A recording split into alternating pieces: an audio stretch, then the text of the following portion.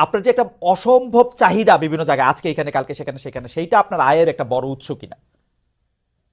দেখুন, এটা ছাড়া আমার আয়ের ব্যবস্থা ছিল। হুম, হুম, আমি যদি অন্য পীরদের মতো আব্বাসী মঞ্জিলে বসে পিরি মুরিদি করে যেতাম, তাহলে আমার কোটি কোটি টাকা বছরে আসতো। হুম, মূলত আমার হচ্ছে দিনের দাওয়াত দেওয়াটাই আমার মূল কাজ। হুম। তারপর জনগণ যেটা খুশি হয়ে আমাকে সম্মান করে, সেটা আমার জন্য যথেষ্ট।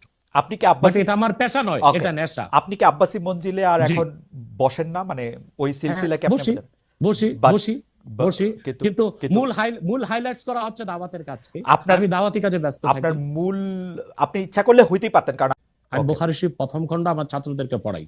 তো শুধু মাদ্রাসায় পড়িও আমি কয়েক লাখ টাকা কামাই করতে পারতাম, বই লেখক কামাই করতে পারতাম। কিন্তু আমি মনে করি তৃণমূল পর্যায়ে আল্লাহর কোরআনের দাওয়াত পৌঁছে দেওয়ার জন্য ওয়াজ মাহফিলের কোনো বিকল্প নেই। রাইট, সেই জন্য এটা আমার পেশা নয়, এটা আমার নেশা। এটা আপনার নেশা, কিন্তু আপনি অন্যগুলি যেগুলি আপনি অর্থকরী দিতে পারতেন সেগুলি তো আপনি নেন নাই।